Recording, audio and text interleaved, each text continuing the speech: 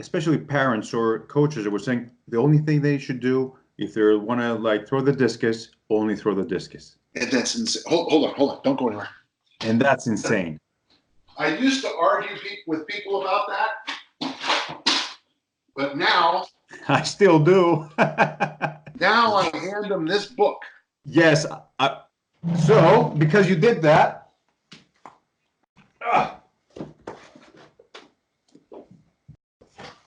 There you go. There you go. So there's 3 things where early specialization helps: golf, chess, classical music.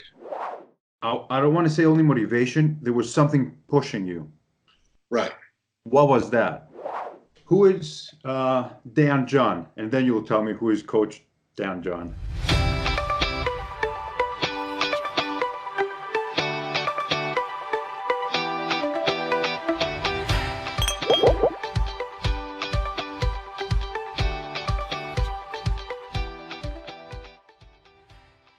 Coach John, thank you so much for having the time for me. I've been following your work since I was a kid, so it's a great honor to have you and speak to you. It was also an amazing time we spent together a couple of months ago. I now can see what everybody's speaking highly of you. I've known you through your books and the videos and all the great info you've been sharing with people, because as you said, knowledge is power when it's spread. Dan John, and then you'll tell me who is Coach Dan John. Sure. Well, the first thing, we were at that RKC event, and what was great about that little street was that here you had a gym here, and then if you went down the street this way, there was that little brewery that had a pub, and if you went down the street this way, there was all these markets and places to eat and good place. And I was like, I always try to tell people, go to Dan John's London. Let me take you to London, because that's one of those places I'd love you to see. That great gym, the great little brewery pub. The food was excellent. People always get stuck, wandering around these museums where honestly you could just buy a CD or a book and enjoy some of it just as much. Sure. So yeah, thank you. That was a good memory. And was that on the Sunday night that you visited us? Yeah. That was like 3 days. Yeah. That was rough. Yeah. Physically, that was rough for me. I wasn't feeling well. Just before I left, I got like a weird cold flu something. Oh, that was miserable. Yeah. But it was delightful. It was really delightful. Thank you. Who's Dan John? I am the youngest of 6. I grew up in a place called South San Francisco in California, United States.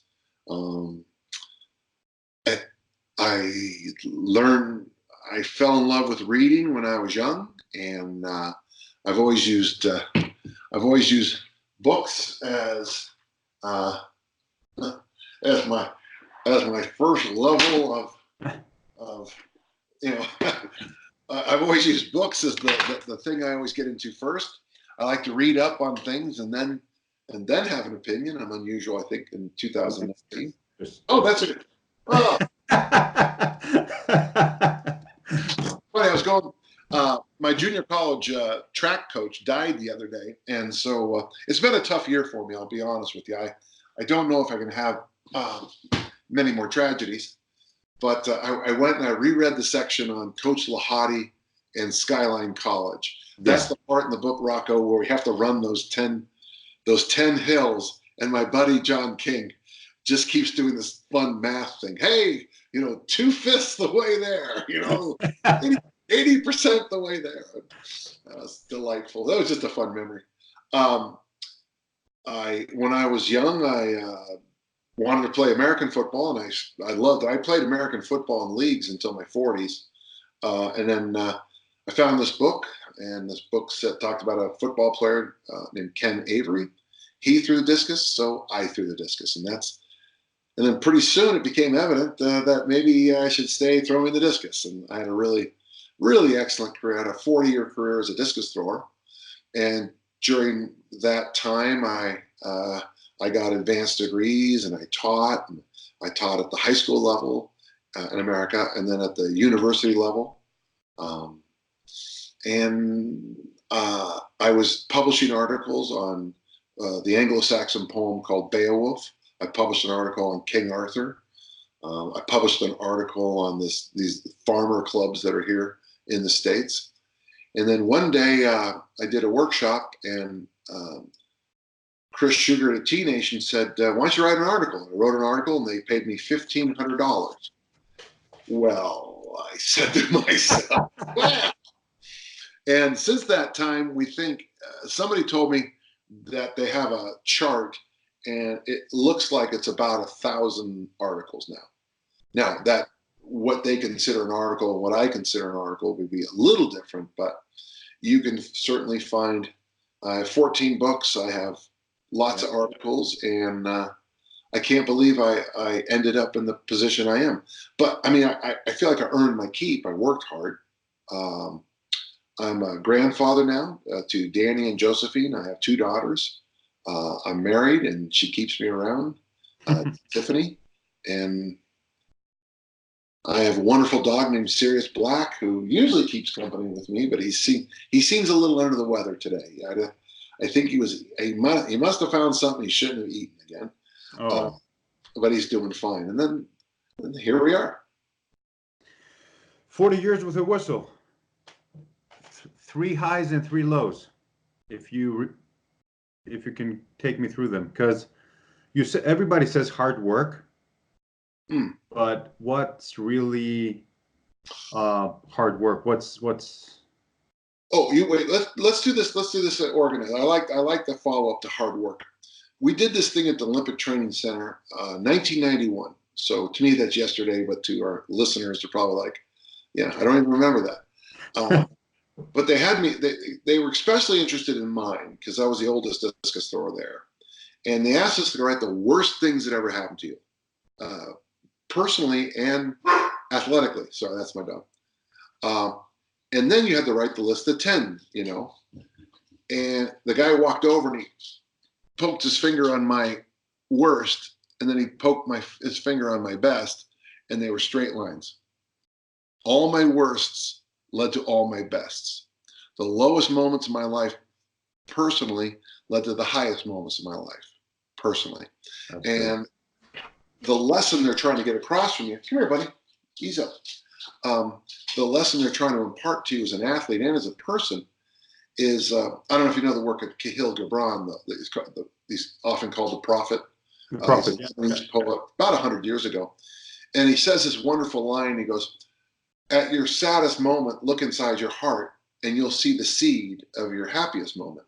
And at your happiest moment, look inside your heart, and you'll see the seed of your saddest. So the 3 highs and the 3 lows, generally I kind of do, if you don't mind, number 1, it's an American football game, but it was when I was young. I was probably 16 years old, and we're playing this team that was supposed to be the best team ever in the area, called Westmore. At halftime, we were ahead 35-0. We destroyed these guys. We absolutely destroyed them. And I was so prepared that when they lined up, I knew where the play was going. Like I had been told. Like someone said, right here.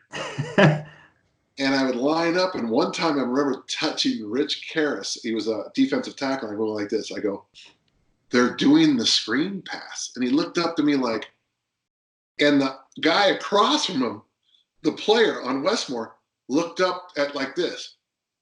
And by the time the poor guy went to get the ball, prayer. So that was like one of those moments that, we talk about the L's or the Lees, mentally, physically, spiritually, emotionally, the Lees, that was one of those times where I was totally knitted to the point that it was almost a out of body experience almost. I hate to get too existential, but it is though. I was almost like glowing. It was like I just knew, and they couldn't block me because I was already where they did not want me to be. Yeah. One step forward. Number 2 would have been the Highland Games. Actually, it's funny. It's very close to where I live right now. And we had an unturnable caber, Highland Games, unturnable. It was really a massive thing. And I was coming up for my last attempt, and the guy, I needed to turn it to win the whole day. And otherwise I was going to lose. And the guy who was going to win, his dad walked over and said, well, you got this sewn up. No one can turn that. You're going to win. So I walked over, and Jeff Armstrong told the dad, you just gave Danny the victory. And I really had a hard, I mean, I started to run. I had to stop, recatch it, started to run again, had to recatch it and turn around. And then boom, perfect 12.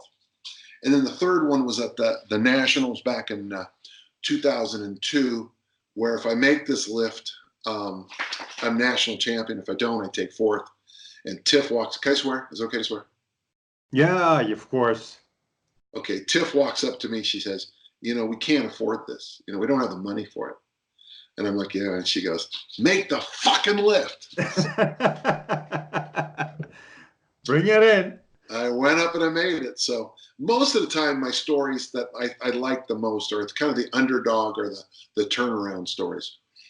Lowest moments of my life. I would say, throwing a big throw out of bounds at the sectionals. I was injured my sophomore year in college, and I was so beat up, and I just couldn't. At a really big track meet, I just floundered. And then at the American Open, 1992, it's a stupid rule in weightlifting. It's called a press out. Well, because of discus throwing, this is how my shoulder catches a weight, and they called that a press out. So I bombed out in the clean and jerk, but every attempt was that, and they turned those down. I don't think that's a press out. That's a press out, but that was a low event because, again, we couldn't afford it. I had really, really trained a long time trying to get ready for it. And it was just, even then, it really soured me on Olympic lifting for a long time. After that, I didn't lift again for a while. I did. I mean, and then that season is when I broke my, it was just disappointing to have judges, There's another one too. I won the Pleasanton Highland Games 2 times, and but the first year I got there, I lost. I barely lost, but it was a judge's decision on the caber that cost me the whole thing.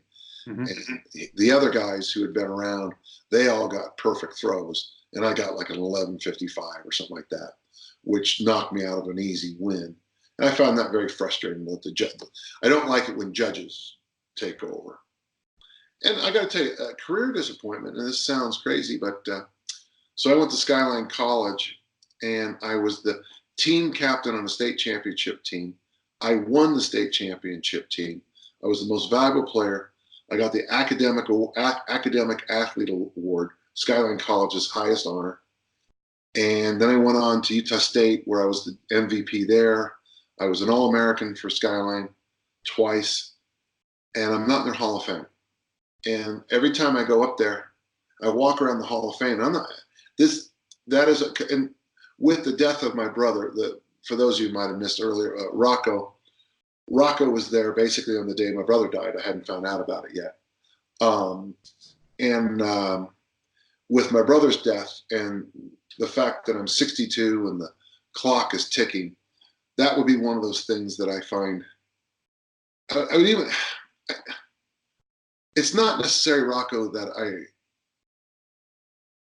it means a lot to me in the fact that I'm not going to be around much longer, and I do have this thing called a legacy, and I'm worried that it happens so fast. They're going to forget already. That my team was the one that got the first state championship. You can never get a first again, and those of us who dominated that team, Ray Smith, Alvin Dials, Tony Hicks, and me, none of us are in that Hall of Fame. Yet, a lot of other people are that, I don't know. So that would be a personal downer for me. Yeah. What was the fire? Like, you've been telling me all this firsts, meaning every time we were hitting a new hill, and you were conquering every battle you were having, you needed to have, I don't want to say only motivation, there was something pushing you. Right. What was that? Because the coach you are today are all those peaks and valleys, all this patience of you and all this pushing of you. And I was really, what really moved me in this book is being appreciative of all the people, the coaches, all the teachers, all the people that created this painting. So, after I finished the book, I realized that it was a love story to my mentors. It is a love story. And I use the word mentor in the original from the Odyssey. Yeah. Favorite book. I always tell people that the word mentor should be capitalized because it is a person's name. And my mentors, they're their names are capitalized because they are people. They do exist. In many cases, they're dead now. But yeah, so for me, I didn't realize it until I finished it and held the book that the whole book is dedicated to them. And I know I say that in the forward or the dedication or something like that. And I knew that, but I didn't know it. Like I wrote the sentence, but it didn't hit my heart. And really, though, it's funny. What spurred me to action is, of course, I grew up during this thing called the Vietnam War, and my brothers went to Nam. Two of them came back very badly injured, disabled, and another brother went over. I had four brothers, and they all fought during the Vietnam era. And what I began to notice growing up is, they would come back, and I realized that I didn't want to go and fight a war, and maybe I should pay for my college education some different way. And so what really spurred me on in the beginning is I wanted to earn a scholarship so that I could get an education. And it's strange to say that to a European because you guys have such a different system, but I earned a scholarship. I mean, I worked hard. There's about a 7 or 8 year period where, man, you could probably start when I was in the 8th grade. So yeah, it works out to about 8 or 9 years where every little coin I earned, I put in a piggy bank so I could buy an incline bench press because I had read that discus throwers do incline bench presses. I remember that you were saying that you were benching every day. Every day, and then it came with the little thing. I could slide it up and do squats with it. Yeah, I did squats, and everybody else would be out doing this and that, and I'd be in the backyard making sure I got my workout in. And then I read. I basically learned the discus through pictures. I really didn't get a chance to see. There was no internet. There was videotapes, but I didn't truly. No, there wasn't videotapes. There was film loops. Jesus, okay. But those weren't very good because they showed the whole throw. It'd be this much. It'd be this much film, but the discus throw was only this much. Yeah. So I really couldn't get a sense of what was going on there. So what really drove me in the beginning was trying to get an education. My father, who's an immigrant from Canada, he believed that once you got that college degree, they would just start throwing gold coins at you. Just here's money. Please come, please let us pay you money. Please, we'd be honored if you'd show up and work for us. Well, it's not exactly true. There was some truth to it. And so for me, what really got me going was the getting that college degree. Would you change anything? No. You could go back? Yeah, people say, what would you do? And I always say, well, I would teach him to pick up his right foot earlier in the discus, but that's about it. He was doing fine, man. He gave up. He sacrificed so much. And I'm very proud to have this little boy's legacy.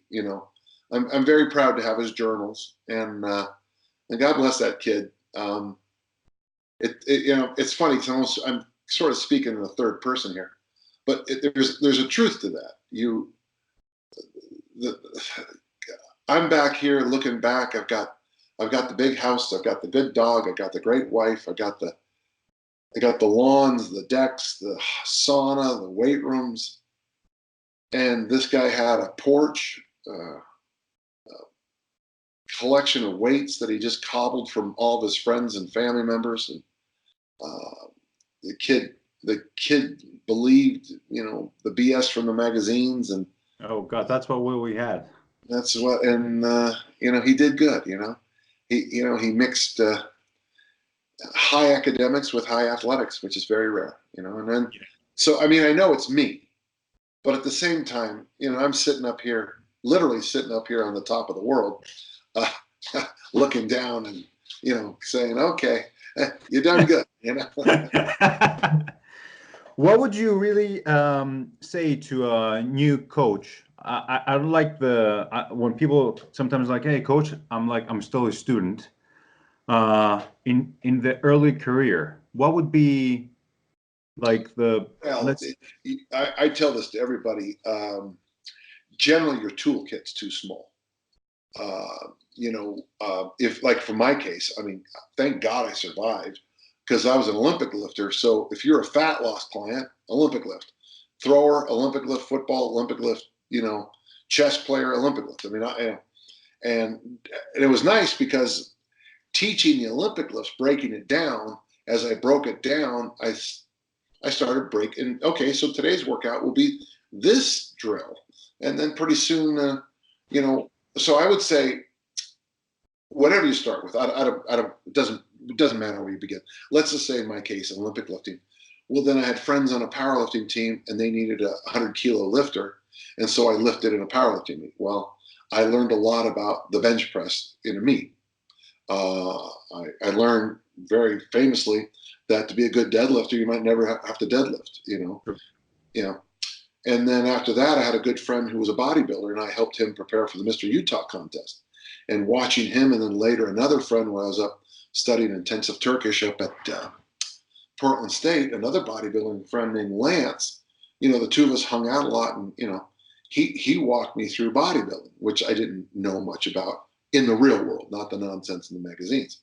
And then later on, you'd bump into like when I was young, I studied judo. I was a judo fighter, and I realized that the tumbling that I learned in judo made me a much better football player than doing more curls. So when I started coaching football, I always included tumbling drills. And I think if you coach, like myself, I coached track and field.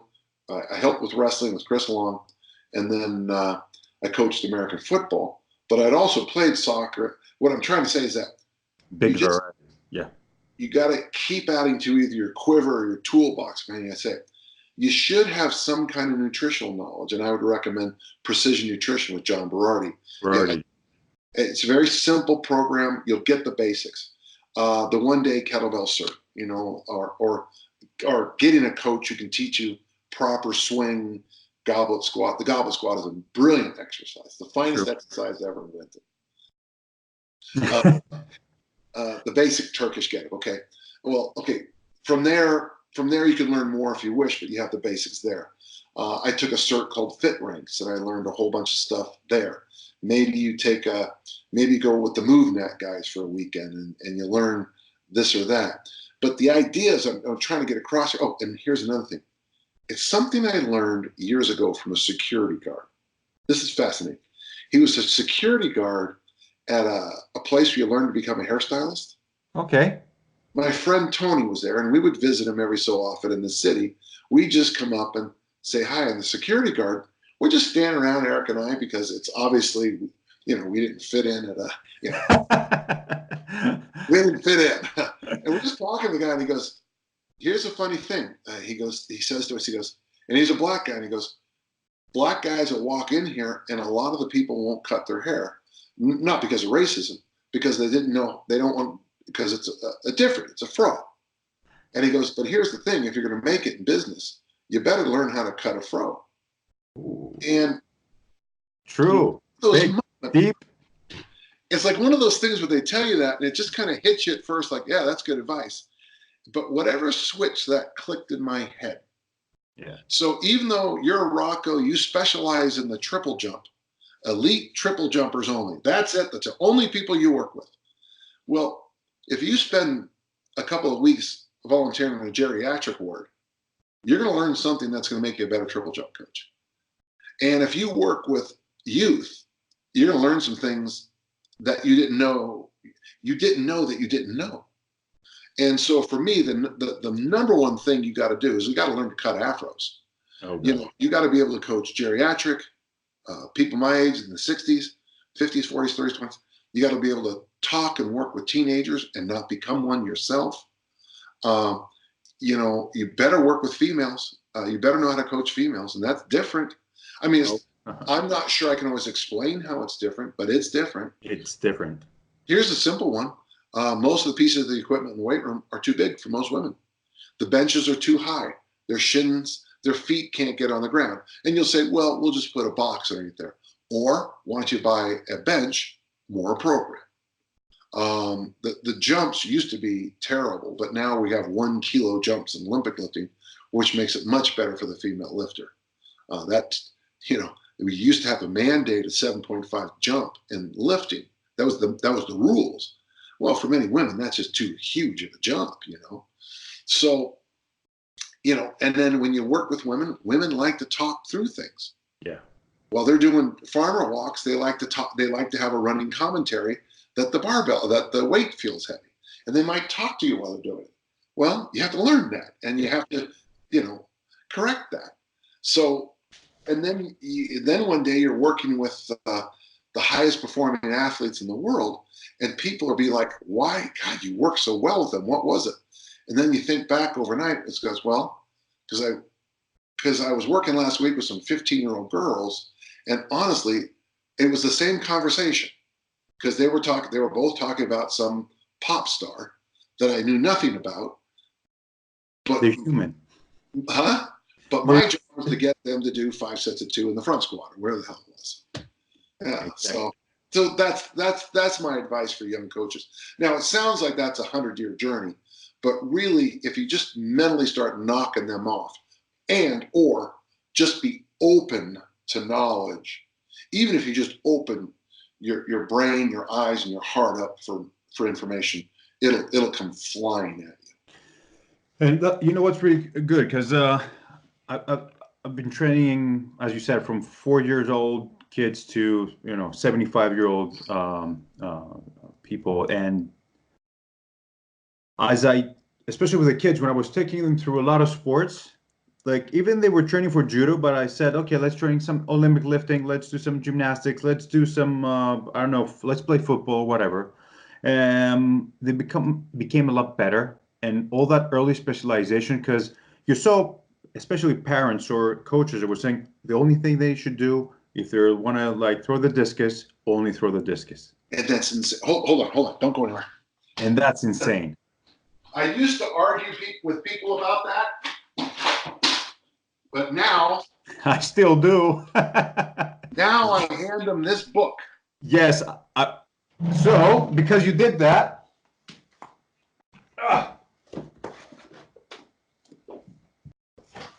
there you go. There you go. So there's 3 things where early specialization helps: golf, chess, classical music.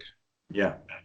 And because those have because they all have instant feedback. Exactly. Whereas in a sport like, I know there's a lot of specialization in football, but soccer football. But here's the thing: if you get your soccer football team to play American football for a few minutes, they'll learn that flopping isn't such. They'll learn what being hit means. And if I teach them judo and tumbling, if they do hit the ground, they'll bounce back up and be back in the play. One of my athletes one time in a soccer football game went up, got knocked backwards, did a backward roll, and scored a goal. Because the other players thought he was not dead. Never did. Okay. And so that, to me, that broad base is the key to elite performance. But it's also, I mean, I hate to say this, but I'm a wonderful companion at dinner because I know a lot of stuff. I mean, I can talk about great books. I can talk about politics, history, literature, music, art, sports. I have a broad background. I've been with people who they know one thing and they're boring as hell. And if you're interested in what that one thing is, it's fine. But No, it no. gets old after about 3 weeks. Yeah. And that goes back to, a lot of people, you know it better. They say, oh, I want that perfect hit. I need that perfect, weight. I need to do this. I need to do that. Well, if you give me the perfect diet and exercise program. And I always believe, tell me if I'm wrong, I believe that when something's perfect, it's dead because it cannot take more information in. Look at a cell. When a cell is perfect, it cannot take any more information, it dies. Okay. It's an interesting way to look at it. Like biology is there, but if I can take more information every time, like, as you said, you meet someone, you read a book, you saw the security guy, you always get a feedback, you always get more information. So you always try to become better and better. Exactly. Now you can do 10,000 shots, as Michael Jordan said. That can give you a better statistics. That doesn't mean that's the perfect. Nor is it the one shot that you need to make. Exactly. And that's the difference. There's an American who I liked. I don't like his son, but his name was Billy Graham. And he said, if you ever find a perfect church, join it. Then it won't be perfect anymore. Okay. Isn't that a wonderful way of looking at it? Yeah, it's like, so I always tell people, if I give you a perfect program, in 2 weeks you'll change it because you can't help yourself. That's why with that one thing called danjohnworkouts.com that we have I can give you a perfect workout and then you can say, well, I don't want to do this or that. And so we give you the option to change exercises, progress them or regress them. But it doesn't matter because even then I'm going to find problems a month from now. Oh, it's always, there's going to be something that they don't like because it's always something. Yeah. Achieving goals versus achieving success. Yeah, that's a chapter I put in almost every book. That was beautiful. Yeah, that comes from a thing I wrote when my daughter graduated from the 8th grade. It's called From Dad to Grad, and it's amazingly popular download. I mean, and it's a tough life lesson. Is that I know people, in fact, I know a number of people who've made the Olympic team, they've gotten a medal, and their whole life is miserable. And because they got their goal. And I have a book titled Now What? Because True. what is a big deal? And I'm always trying to prepare people when I'm working with them. So you're trying to get this college degree. And on June 6th, they're going to hand you this empty thing because they always mail you the diploma later on after all your fees are paid. And you're all going to stand like this with your friends, and you're going to be doing some sign like, and then you'll have the big party that night. You'll probably get drunk. You'll probably tell all these people we'll be bestie buddies for the rest of our life, and you'll never see them again. And it was a wonderful ceremony. But my daughter just got married a few months back, I guess now, and there is an aspect. Now, please, I'm not cursing my own daughter, but there is an aspect of once the wedding is over. Okay, now what? Well, now comes the journey, and it's true. I mean, you can get so achieving a goal and being successful aren't always on the same plane. They're not always on the same plane, and that is a rough life lesson. That's why Odyssey, as you said by Homer, which is one of my favorite books, Ithaca is success. The journey always makes the value of success of Ithaca. Yes. And that's why we coaches should understand that it's not the end game, like, oh, you got a good PB or that's, yeah. It's how you went from A to that Now, everyone thinks that Cervantes said this in Don Quixote. He doesn't. He does it in another work about it's a battles in the south of Spain, but it doesn't matter, I guess. But Cervantes' famous line, "It's the road, not the inn." Yeah. It's the road, not the inn. And one of the things you try when I work with young athletes, and what's funny, you keep talking about the word coach. The word coach comes from coach. It's a vehicle with wheels that takes you from here to there. A coach is a vehicle that attempts to take you on what you told me was your destination. And I always joke about the real job of a coach being, would you please stay on this? What do you want to go? We're going this way. Quit looking at, no, this way. We're going Follow Ithaca, you know. Yeah, very few people, and I say this at workshops, and it comes off as kind of a mean thing, but I'll ask, how many of you guys have achieved your goals? And I always put my hand up because I got a phone call one night, and the phone call went, "Hello, Dan, I'm Coach Ralph Mott at Utah State University, and I'd like to offer you a full scholarship." I got my goal. But what's funny is, and this is so true, I said yes, and then the next fall I showed up, and here we go again. Back at the bottom. Climbing up that hill. Oh boy. Climbing up the hill. No. Well, that's what we love. And I've been, I had a person call me up yesterday. He's like, "Oh, I've been following this program. It doesn't work, blah, blah, blah." I read the program, and the volume was for a guy that could be loaded on pads and being lifting weights for 20 years. And this guy just started. Yeah, typical, because people don't get that the difference between an athlete and general population. That's, yeah. So the problem is not making books or new programs, or I always say go back to the basics. But the thing is, we need to create an environment for them to become slaves of good habits, because they're not where they are, not because they didn't do 4x12 on the bicep curl, or they didn't do 4x12 on the squat rack, is they're not, I don't want to say specific, but they're not consistent with the main plan, with the main goal, with the main program. How can we as coaches make them slaves of good habits? It's funny. I always tell people, when Coach Mon told us that, he was talking to a room full of Division I athletes who all had high academics, because that's what track and field is. And that's a pretty good audience to say that to. That's the audience you want when you make a statement like that. Normal audience would be, yes, what's a good habit? Oh, wear your seatbelt. Yes. Every time?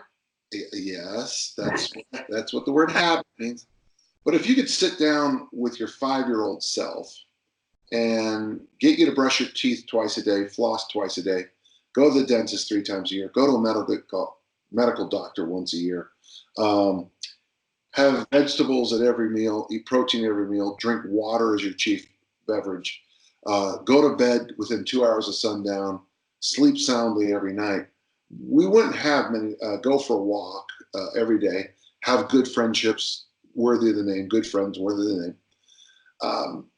And when you're 75, you're doing okay.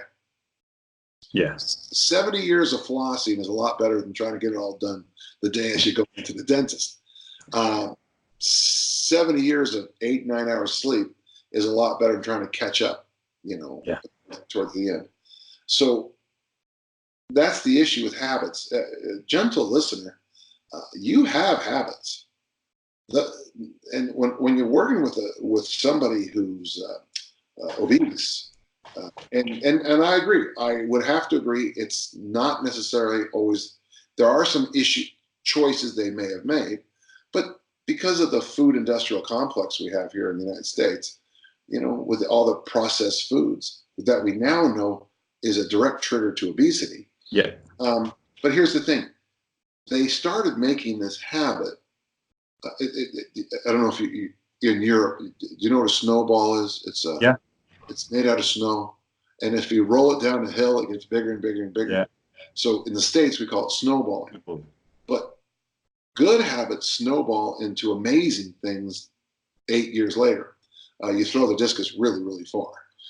Bad habits start with dry. Instead of going home and making chicken noodle soup, you pull into McDonald's. And instead of you feed, and oh, look, there's a tray of candy, and you eat it. And that's just a small little thing, but pretty soon, the first time you reach for the candy, it was a decision. The thousandth time, it's a habit. True. And undoing a habit, and I agree with the work of a guy named B.J. Fogg, Fogg, out of Stanford. And he says the way you turn habits around, he calls them tiny habits. And he has a book coming out, and I've already pre-ordered it. What's the book? I think it's going to be called Tiny Habits. The website's tinyhabits.com. But I did this. One of the things at my age, the most dangerous thing in the home is the floor. So my habit for a week was every time before I took a shower, I wanted to be more conscious of getting in and out of the shower, was to do one push-up before every time I took a shower. That was my habit. Now, you say to yourself, what does a push-up have to do with well, here's the idea. The most dangerous thing in probably of the most dangerous places in the home, the area outside your shower probably has to rank in the top 5. Okay. Yeah. Yeah. So by going to the ground, the place that I would end up in a mistake, I did a push-up, came up, and I went like, oh, you have to do this. Yes. to reinforce the habit. Reinforcement, yes. Since that time, since that 1 week, nearly every time, so I travel a lot, Rocco, as you know. Yeah. Encountering different showers all the time. The shower I used at the hotel, at the hotel I was staying with, I bet you it was nearly a meter tall to step into it. It was way up there. Well, but that's okay because I have this habit of always putting my hand on the wall when I step into a shower. Always. And if my foot does slip a little bit, I got 1 foot, I got 1 hand. You're safe. Yeah. Safe. And you look at tiny habits at first, and I'll tell you what people do. But I've only had 2 people trust me on this, Rocco. But if I'm going to work with you, and you're severely over obese, say 45 kilos overweight, or maybe 60 kilos, but you want to lose 45. Okay. The first month I work with you, are you ready? I expect you to drink 2 glasses of water every day.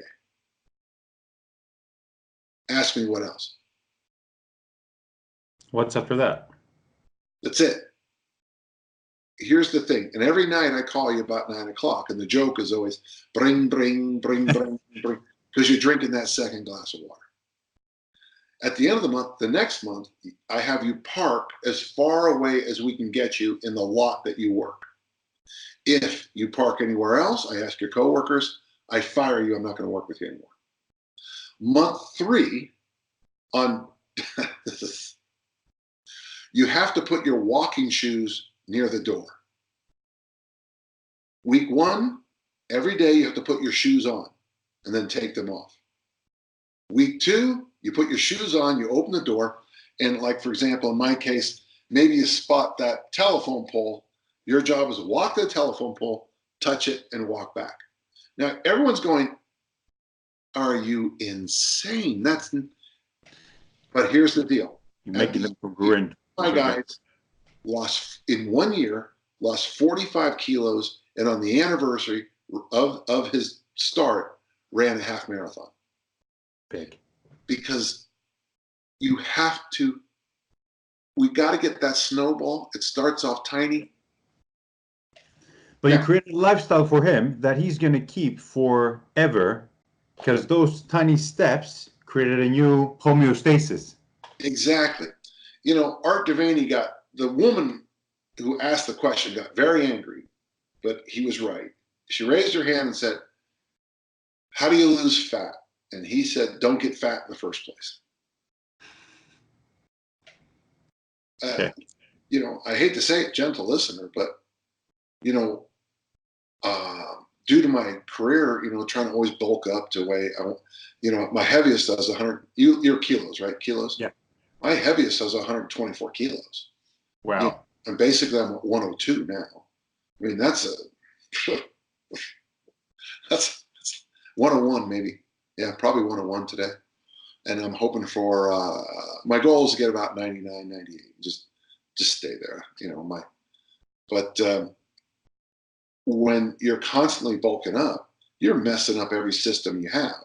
You really are. Because everything. Yeah, you beat up your joints, you beat up your poor digestive systems working 24 hours a day. But it is true, don't get fat. Go back to that 5-year-old I was telling you about earlier with the brushing the teeth and the flossing. Well, maintain a lean lifestyle. And when you're 75, that's just who you are. As soon as I'm done on this podcast, Rocco, I'm going to jump in the car and I'm going to go over to the gym and my trainer's going to work with me. By the way, small point. My lawyer is Utah's finest lawyer. Okay. He is, I taught him in school. I wrote letters of recommendation for him. When he gets in trouble, he calls another lawyer to represent him. A coach needs a coach. If you coach yourself, you have an idiot for a client. So, so I have someone coach me because I need, check that one. I want certain things, but what I need is this stuff. They make me do what I need. Like I always tell people, man, if you're a hot girl and you come in the weight room, I'm going to start pressing because I'm a magnificent presser. But what I need to do is this junk over here. Yeah. So that's kind of the. That was my next question actually, which you answered is who's your coach now? Because we get burned out many times because we give all our energy to other people. So at the end of the day, you make so many decisions in the day that you're like, Just leave me alone. Yeah, I'm done. Tapped out. His name is Ben Fogel. He was a javelin thrower in California, very good, and then became a bobsledder, an Olympic bobsledder. Nice. And we're just good friends, but he's good. In the past, I've had Buddy Walker, who's a really good trainer too. Buddy had a wonderful way of just making me work hard. In fact, he rehabbed my first total hip replacement. So I've had both hips replaced. Yeah. This is the first time in 11 years I'm pain free. So excellent. Which is nice. Yeah. What are the essentials for strength training for you? Because we hear all day. Sure. Let me just chart it out. It depends first on what equipment you have. Okay. And I always tell people, and that's why that little website I have, the very first thing you got to tell me is what equipment do you have? But from there, it's push, pull, hinge, squat, loaded carry, and then reasonable reps. For most people, you need 15 to 25 total reps. So this could be 3 sets of 8, 5 sets of 5. Push, pull, hinge, squat, loaded carry. The hinge and loaded carry sets and reps don't work as well because what do you mean? So if you're deadlifting 300 kilos, that's different than swinging the 24 kilo bell 300 times, or is it? It's hard to measure. You can't. Yeah. And then loaded carries, just do them. But, if you push, pull, hinge, squat, loaded carry, basically in that 15 to 25, even up to 30, 3 sets of 10, 3 sets of 8, 5 sets of 5, 5 sets of 3. I mean, reasonable sets, reasonable reps, appropriate load for those movements, for where you're at.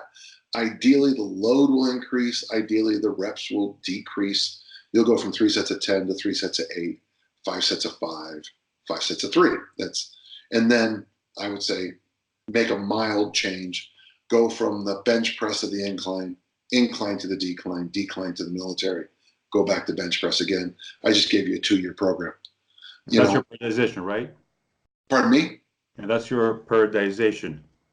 That's about as much as you can possibly do that works. You get these poor young guys who come in and they think because they read it in a book, periodization works. I've never seen it work. That's why I was asking, 'cause it's a theory. Yeah, Yeah. and not substantiated by proof. You know, you go to the Olympic trials and just watch how many people get seasonal bests at the Olympic trials. Like, now you could say in the discus it's because of the wind. Okay, fine. But what about the other events? Well, you know, yeah.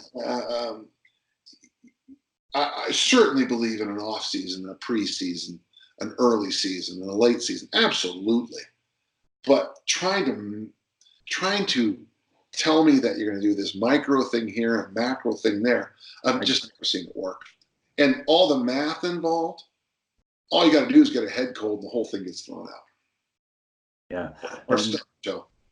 No, and that's where we're missing it, because we're too, you know, we're drowning in so many information, but nobody goes back to the basics. No one goes back to the basics, and that's the problem. And you said something before when we first started, because I always say, if you're not assessing, you're guessing. People are coming into the gym, or even athletes. I worked with some athletes now for pro athletes for the Wimbledon tennis and for the U.S. Open.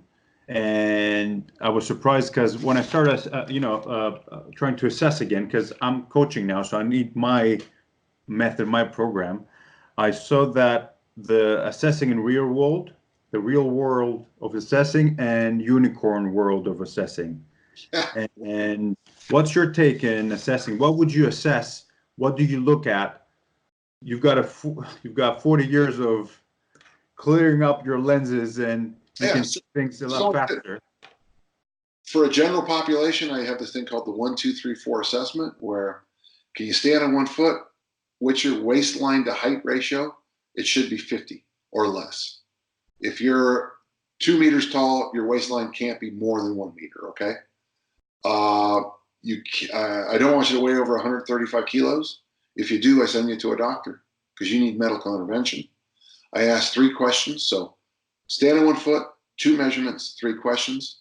How many pillows do you need to sleep comfortably at night? If it's more than 1, we're going to focus more on mobility. Oh, by the way, if your waistline is over half, it's your body composition. Okay. The next 2 questions. So it's more than 1 pillow. Do you eat colorful vegetables? And they always say yes. But these 2 questions are just to get a sense of the person. Do you exercise for half an hour a day? And they always say yes. Now, for me, if they say yes to both those questions, I go, well, you know, thanks. It's so nice to meet you, but I just can't help it. and then say, wait. Maybe I don't always exercise. Oh, how often? Well, I exercised in 1964, but nothing since then. Yeah. Oh, okay. Sure. And then I have a 2-minute plank test. If you can hold a plank for 2 minutes or not. If you can't, you're a strength client. So the waistline is body comp, mobility is the pillows, plank is the strength. And if you pass the plank test, then I measure your standing long jump, your with a trap bar, a body weight carry, but don't get to, I mean, if the person weighs 86 kilos, it's 90 kilos. So if the person weighs, 62 kilos, you can either go 60 kilos or whatever round numbers with the trap bar, and you measure how far they go. Those 2 tests are interesting, Rocco, because they don't test the person, they test me. So if your standing long jump goes up over 6 weeks, I can intune that something good is going on. Okay. If your farmer walk goes up over the 6 weeks, we can guess that something good is going on. If both are coming, your standing long jump is worse and you can't carry as far, then we better take a bullet to our head because this program sucks. So those 2 tests are to test me. And that's something every coach needs. How do you test your program? And I don't want to hear that people got stronger in the weight room, because of course they did. Yeah, everything works. Yeah, the first time I started playing the piano, I sucked. Miraculously, 3 years later, I was better. Oh, no shit. So yeah, I started lifting weights and I noticed I started putting more weights on the bar. Well, yeah, that's kind of what we do, That's just the nervous system. But the standing long jump and the farmer walk, they measure us. And the 4th test is that little Brazilian get back up test the guy studied down in Brazil, and it was a big deal about 2 years ago, but I think it's brilliant. If you put your hand down or roll to your side, These are point deductions. Yeah, you need to come up without. Yeah, without. Yeah.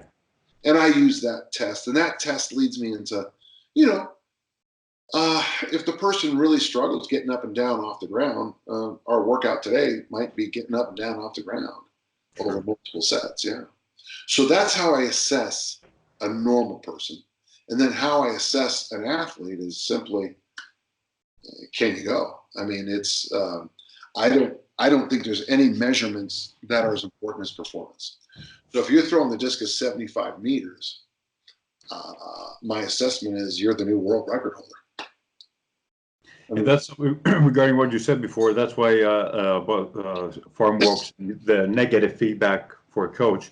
That's why Dr. McGill always quotes you many times about coaching, and he says how brilliant you make things come together regarding the coaching aspect, either for strength or the feedback we need as coaches. Yeah.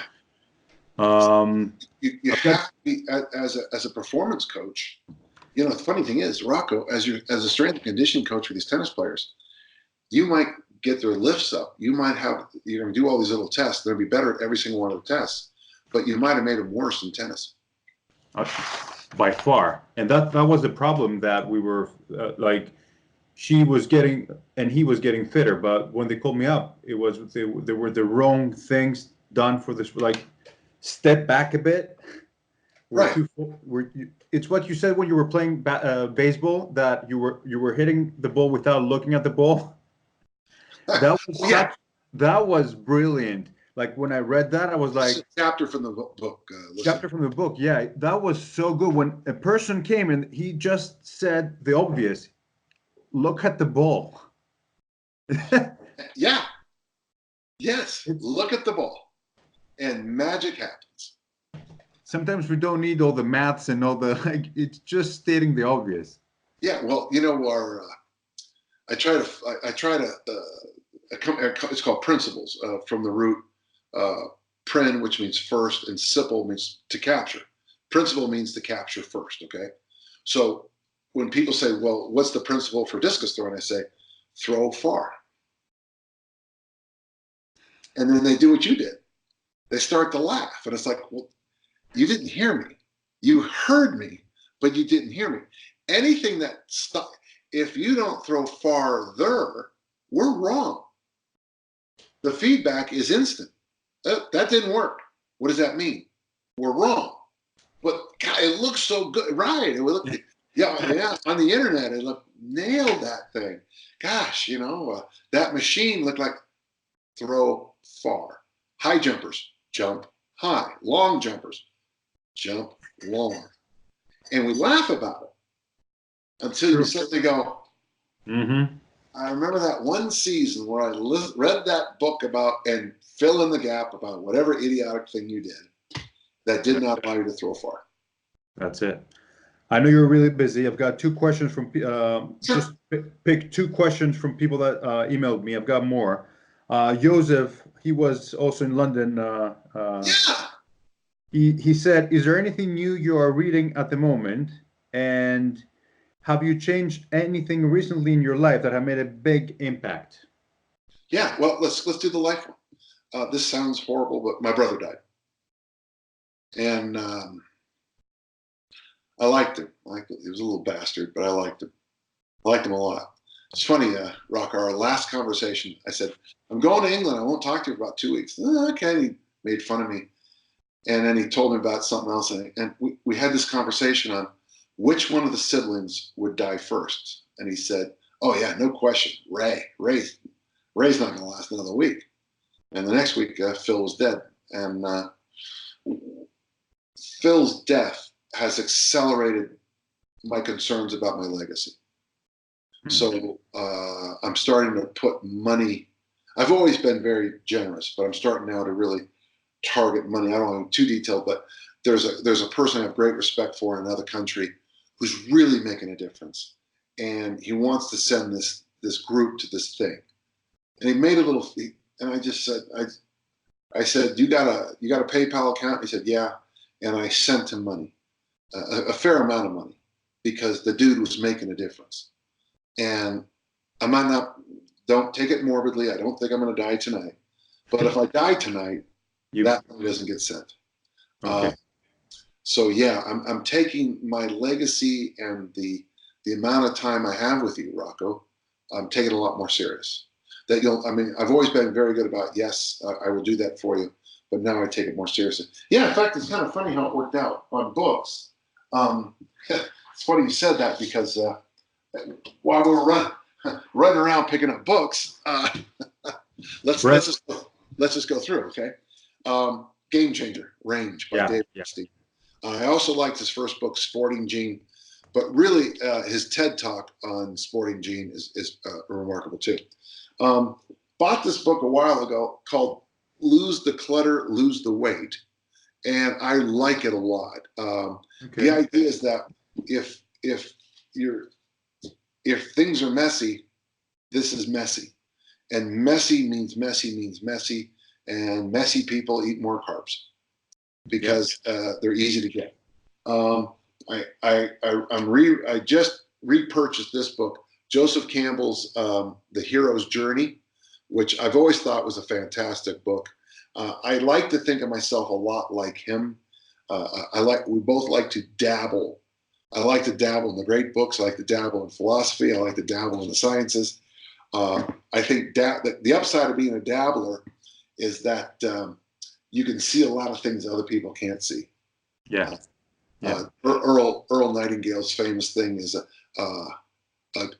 a rut is a grave with the ends kicked out. And one of the problems of getting too specific is you put yourself in a rut.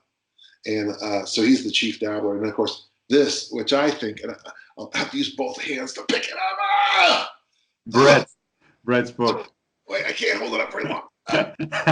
I'm going to send this to Brett because we were chatting last week regarding that. I can't do it. But it's Brett Contreras' new book, Glute Lab, and it is just, well, I read it straight through, and then this will be a book I'll drink heavily on for a long, long time. I'm very impressed. Other books, I just finished.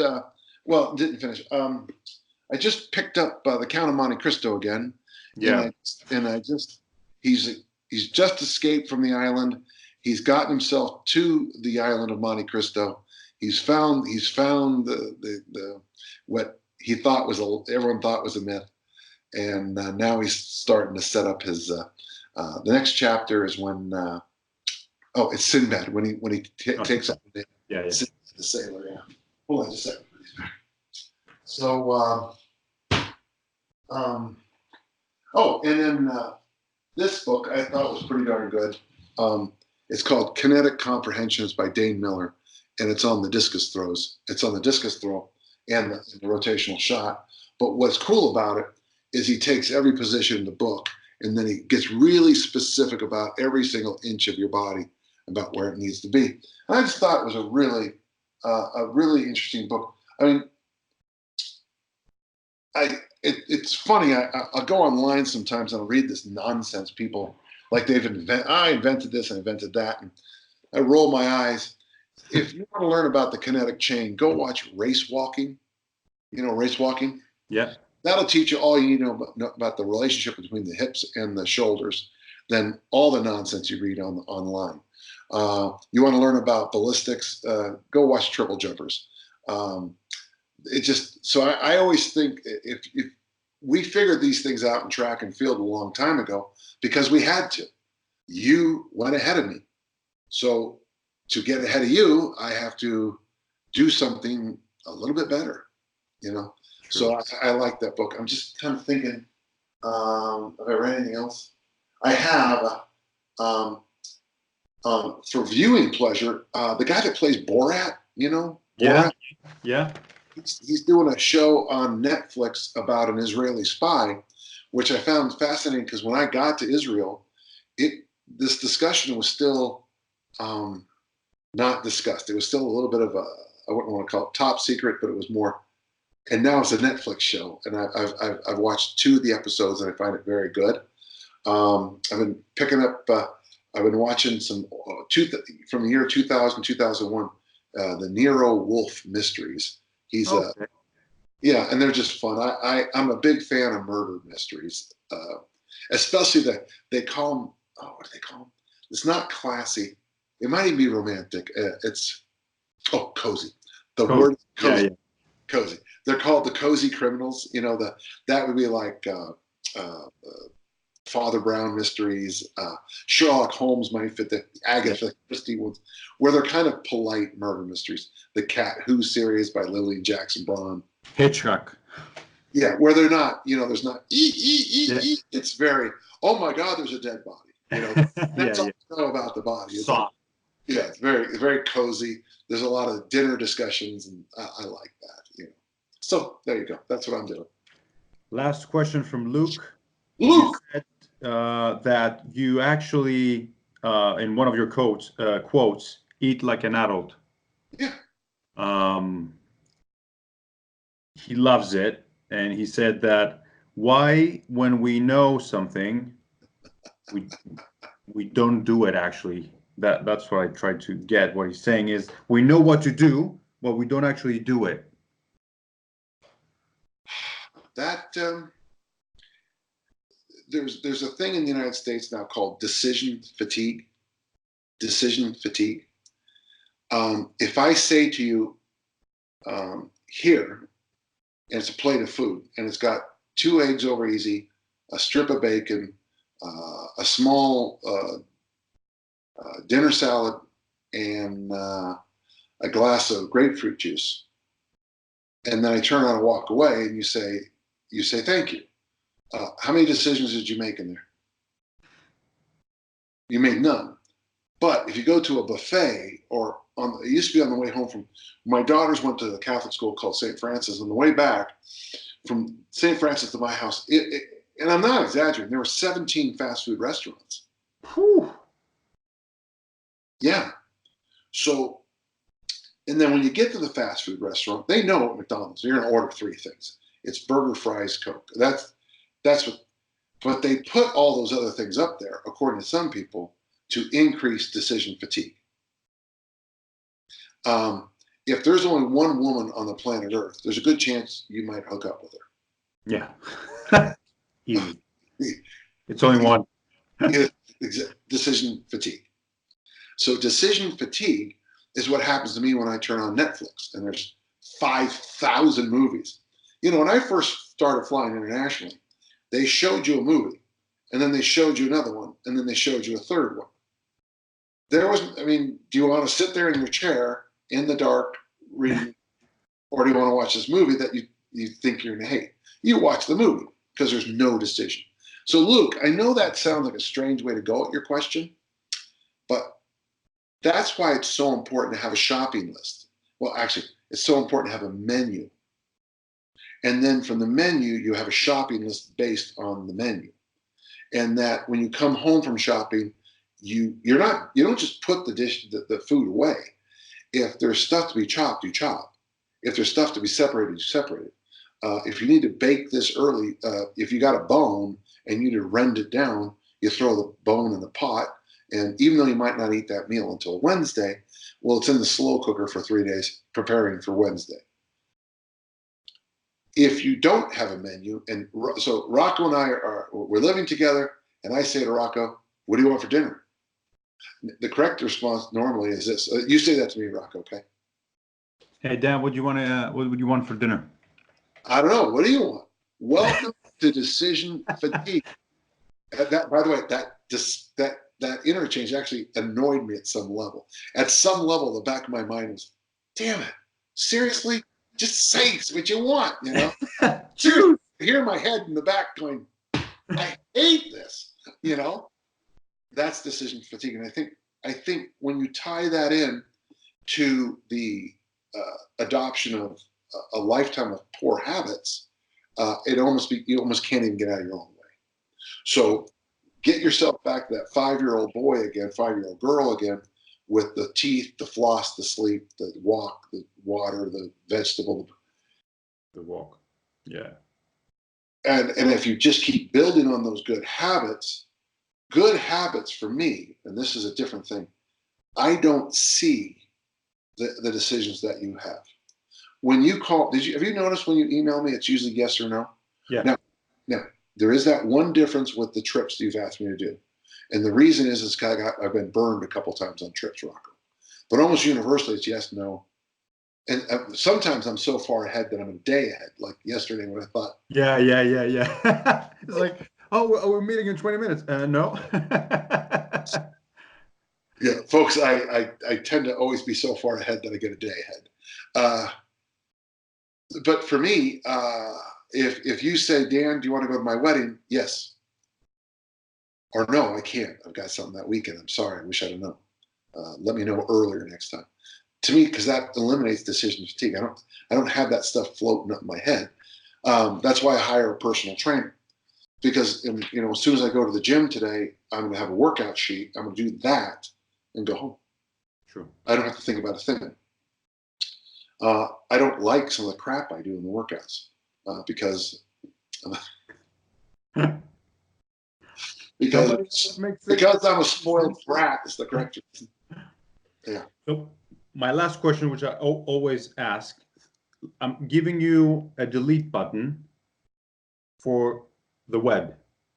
So you can go online and delete 3 things that you want. Tell me the 3 things you wouldn't want to see again on the internet. Well, I think you have to have you need to put your finger on a thing and it puts your picture and your name and your location before you can post online. That's an opposite of the delete button. Okay. So that delete the ability to be anonymous.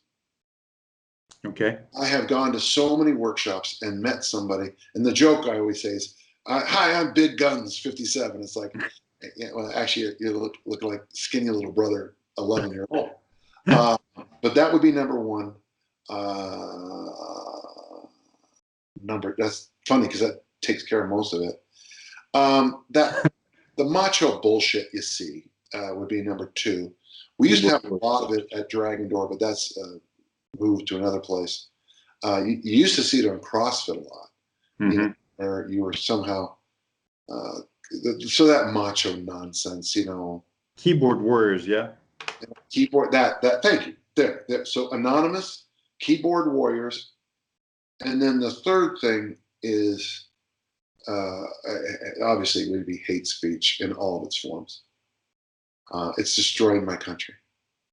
I cannot believe the country that I inherited from my parents, who came here as immigrants, who fought in their wars, who in my family we bled on foreign soil. I just can't believe what happened. Of course, when you're headed by a draft dodger, it changes the rules a little, but the divisiveness of hate speech hurts me. I have been raised that the strong protect the weak. It is my role to protect the weak, not to vilify them. And that's amen to that. Yeah. Yeah, that's you're looking at people who are just doing their best to raise their family, breathe clean air and drink clean water, and we vilify that little girl from Sweden who did that beautiful thing at the UN, and the far right in America is attacking her. I'm like, really? You're attacking a little girl? Come over here. Go to your mother's grave and tell her what you said, and she'll come up out of that grave and slap you across the face. Yes. Yeah. So but that's good. I like that. So yeah. So anonymous, keyboard warriors, and the hate speech, which in our field you actually get a lot of it. Oh God, yeah. Everybody's a guru in our industry, especially. But where do you meet them? Never. You'll notice that a lot of famous people you'll never see. I've met them, but you won't see pictures of us. Because, do you think I'm a big guy? You're a big guy. Am I? You are a big guy. But I'm not freakish, right? No. You're just a big guy. So, they won't take pictures with me because they look like, well, if they're standing on a box with a canvas like this, they do it. But yeah, a lot of the most negative people online are let's just say they're much larger in their persona than they are in their person. Yeah. But they're also the ones you don't want to cross, because, you know, when someone's using the F-bomb in their forum to talk about something, that's, I mean, I certainly swear. What's ludicrous is that people will go to them to get information and advice rather than going. It's like, I want to fix my car, and I go to, I don't know, to the butcher's. But the nice thing is that it's faster than it used to be, but people do figure it out now. Yeah, nowadays a lot faster than before. As awful as the internet got, at least it cleared us up that, you know, and I know that all came off as judgmental, but I feel like I'm allowed to judge a little bit, especially with some of the things I've heard and seen and said. I think it's okay for me to maybe folks think of me more as I am a warning. I'm that flag that says hurricane. Okay, hurricane, hurricane. You can stick around if you want, but it's coming. But hurricane, you know, good stuff. Coach, thank you so much for your time. Absolutely. It was a great honor, and I'm looking forward for the things that we're going to be doing in the future. You bet. And my best to you. It was an absolute delight visiting with you, and probably my favorite. It's got to be now one of my favorite pubs in the world. I tell you, it was cool. We had a really good time. It was really cool. And you know what? No one got crazy. It was entertaining. It was fun. Everybody's, you know, they were done with their cert. They were happy where they were. Beautiful. It was a really, really nice community. It was really beautiful, and you kept it in an amazing pace, and everybody loves you. Well, thank you. Yeah. Hey, I appreciate it. I gotta, can't let those babies shrink, right? My best to you. Talk to you soon. Have a good one. Bye-bye. Take care. Bye-bye.